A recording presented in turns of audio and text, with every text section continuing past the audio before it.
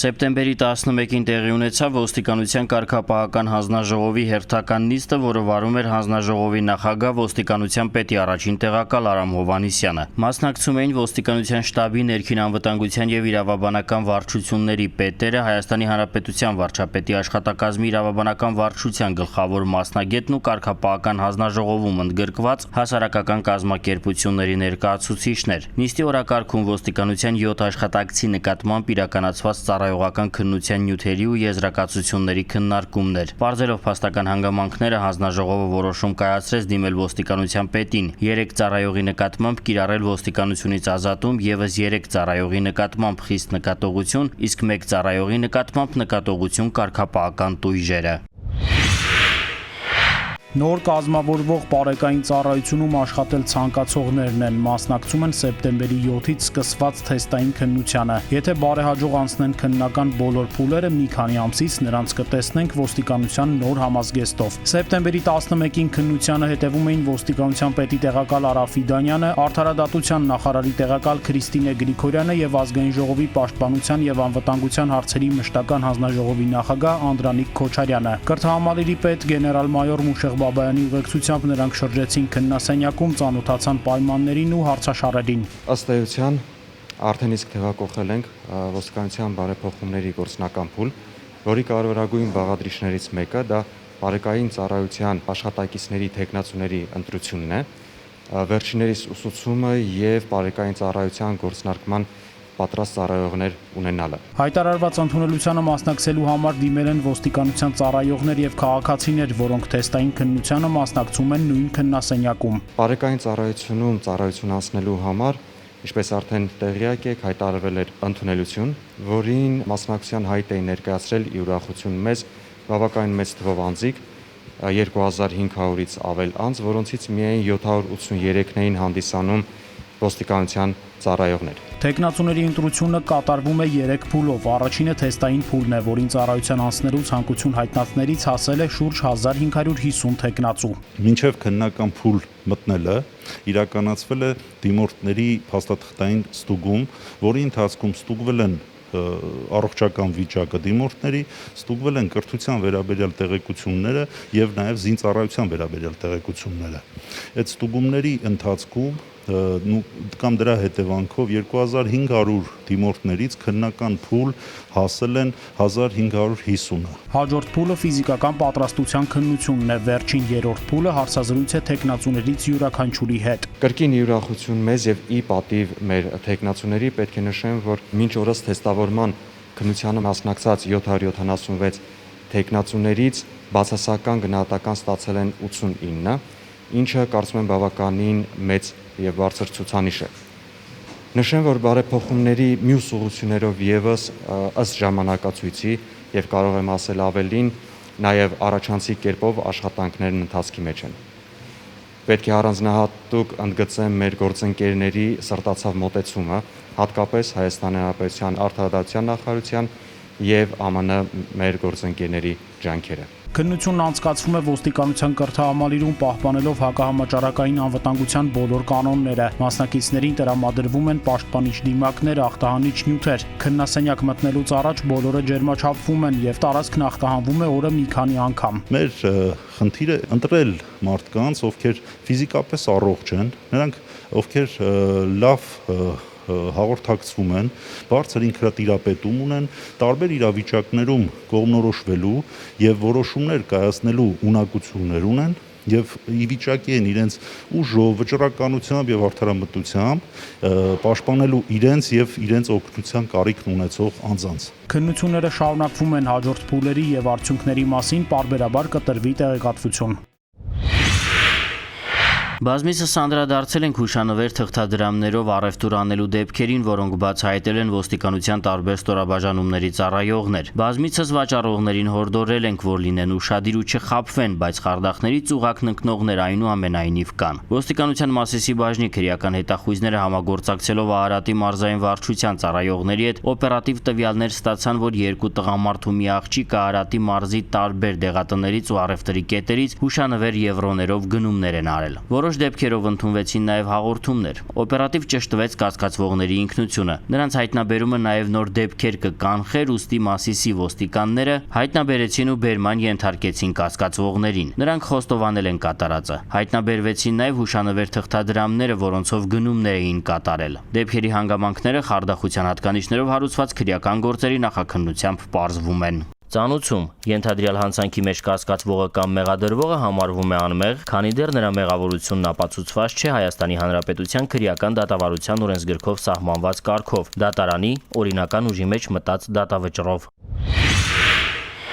Սեպտեմբերի 9-ի գիշերը ոստիկանության Սևանի բաժնի օպերատիվ խումբը բնակարանային գողությանը ահազանգի հետքերով մեկնեց Գագարին Ավանի Շիրազի փողոցի բնակարաններից մեկը։ Ահազանգող կինը եկել էր եղբոր չբնակեցվող տուն ու տեսել, որ իրերը խառնշտված էին։ Ոստիկանության ծառայողները տեղում պարզեցին, որ բնակարան մտած անձը ոչինչ չի գողացել, ամենայն հավանականությամբ արժեքավոր բան չգտնելով։ Ձեռնարկված հետախուզական միջոցառումների արդյունքում Սևանի ոստիկանները ժամերի ընթացքում պարզեցին կասկածվողի ինքնությունը։ Բացի այդ, տեղեկություններ ձեռք բերեցին, որ նա սեպտեմբերի 8-ին էլ տեխնիկական միջոցների գործադրմամբ բացել է դարձյալ Շիրազի փողոցի տներից մեկի պատուհանը, մտել ներս եւ փող գողացել։ Գագարինի բնակիչ 39-ամյա տղամարդը հայտնաբերվեց ու կասկածանքով բերման ենթարկվեց ոստիկանության Սևանի բաժին, որտեղ խոստովանեց կատարածը։ Դեպքերի հանգամանքները քննությամբ պարզվում են։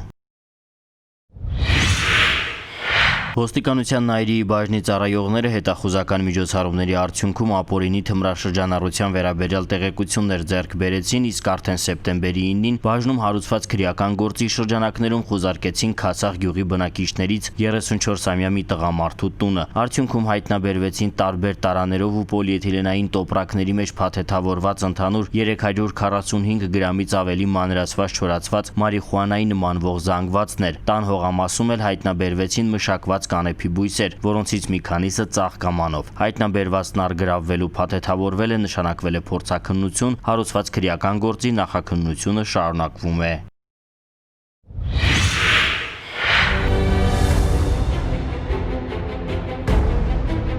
Ըստ ոստիկանության օպերատիվ հաղորդագրությունների ամփոփագրերի սեպտեմբերի 10-ից 11-ը Հայաստանի Հանրապետության ոստիկանության ստորաբաժանումները բացահայտել են հանցագործության 73 դեպք, որից մեկը նախկինում կատարված։ Մասնավորապես անձնական ունեցվածքի գողության 11, մարմնական վնասվածք հասցնելու 9, խարդախության եւ թմրամիջոցի հայտնաբերման 7-ական, պաշտոնեական լիազորությունների չարաշահման 4, անձի առևանգման, յուրացման կամ վատնման, հարկերից խուսափելու, զենք զինամթերքի առգրավման ու ծեծի 3-ական, գույքը դիտավորությամբ վնասելու, ապօրինի ծառահատման, սպանության սպառնալիքի եւ փաստաթղթի կեղծիքի 2-ական, կողոպուտի բնակարանային գողության, դրամանենգության, կաշառակերության, դատական ակտը չկատարելու, երեխային դաստիարակելու պարտականությունը չկատարելու, խաբեությամբ գույքային վնաս պատճառելու, պետական կամ համայնքային սեփականություն հանդիսացող հողամասերի ինքնակամ զավթելու, ինչպես նաեւ շենքերի եւ շինությունների ինքնակամ կառուցումը կասեցնելու, կանխարգելելու ուղղությամբ օրենքով սահմանված կարգով միջոցներ չձեռնարկելու, սուտ մատնության, թմրամիջոցի մաքսանենգության ու թմրանյութի իրացման մեկական դեպք։ Հայտնաբերվել է մեկ անհետ կորած 3 հետախուզվող, կամավոր ներկայացել է 1 հետախուզվող։ Գրանցվել է զենք զինամթերքի կամավոր հանձնման 4 դեպք։ Նախկինում կատարված հանցագործություններից բացահայտվել է անձնական ունեցվածքի գողության 1 դեպք։ Անցած մեկ օրվա ընթացքում հանրապետությունում արձանագրվել է ճանապարհատրանսպորտային 8 պատահար։ 2 մարդ զոհվել է, 8-ը ստացել տարբեր աստիճանի մարմնական վնասվածքներ։ Հարուցված քրեական գործի շրջանակներում սեպտեմբերի 10-ին ոստիկանության Մասիսի բաժնի ծառայողները խուզարկություն կատարեցին Գետափնյա գյուղի տներից մեկում։ Խուզարկության ընթացքում տանտերը ոստիկաններին ներկայացրեց տարաների մեջ լցված մոտ 181 գրամ քաշով դեղնականաչավուն չորացված մանրացված սուր հոտով զանգված։ Ըստ տղամարդու հայտարարության կանեփանման զանգվածն իրենն է պատրաստել է իր օգտագործման համար։ Նշանակվել են փորձաքննություններ, հարուցված քրեական գործի նախաքննությունը շարունակվում է։ Ծանուցում ենթադրյալ հանցանքի մեջ կասկածվողը կամ մեղադրվողը համարվում է անմեղ, քանի դեռ նրա մեղավորությունն ապացուցված չէ Հայաստանի Հանրապետության քրեական դատավարության օրենսգրքով սահմանված կարգով, դատարանի օրինական ուժի մեջ մտած դատավճռով։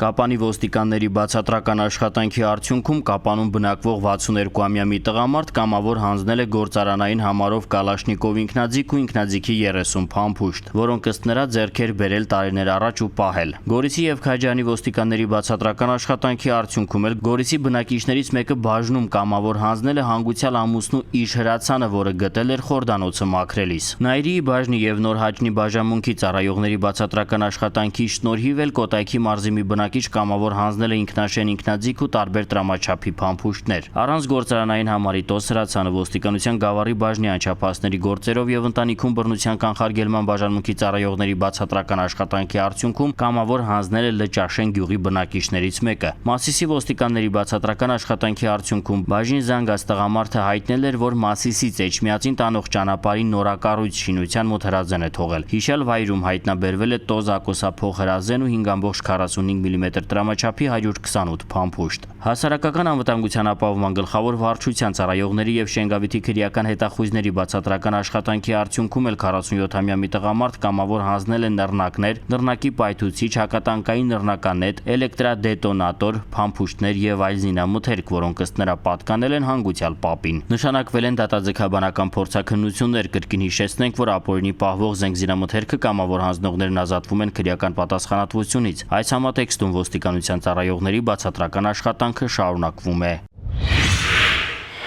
Ճանապարհային ոստիկանության հաշվառման եւ քննական ստորաբաժանումների գործառույթներին վարորդական իրավունքի վկայական ստանալ, փոխանակել, տրանսպորտային միջոցներ հաշվառել, անվանափոխել եւ այլն, վերաբերող դիմումներին առավել արդյունավետ եւ արագ պատասխան ստանալու համար դիմումն անհրաժեշտ է ուղարկել ճանապարհային ոստիկանության հաշվառման եւ քննական տարածքային ստորաբաժանումների էլեկտրոնային փոստի հասցեներին, որոնք տեղադրված են ոստիկանության www.police.am պաշտոնական կայքէջում։ Ճանապարհային ոստիկանության ծառայության այլ գործառույթների վերաբերյալ դիմումներն անհրաժեշտ է ուղարկել info@police.am էլեկտրոնային փոստին։ Բոլոր դեպքերում պարտադիր է նշել դիմողի կոնտակտային տվյալները։